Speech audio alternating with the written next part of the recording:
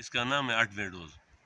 یہ گلگت بلتستان دارل کے ایک حسین ترین وادی ہے اور صحت افزا مقام ہے۔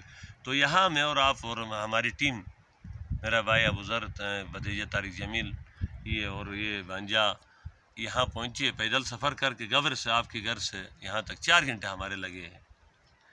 تو یہاں پر مطلب نیچرلی خوبصورتی کے بارے میں بھی آپ نے رہنمائی کرنا ہے، اور روڈ کے بارے میں، کیونکہ روڈ، بجلی اور کمیونیکیشن، یہ 3 چیزیں بین الاقوامی لیول پر ترقی کے لیے اہم اثاثے ہیں۔ آپ کے کیا تاثرات ہیں؟ بسم اللہ الرحمن الرحیم۔ سب سے پہلے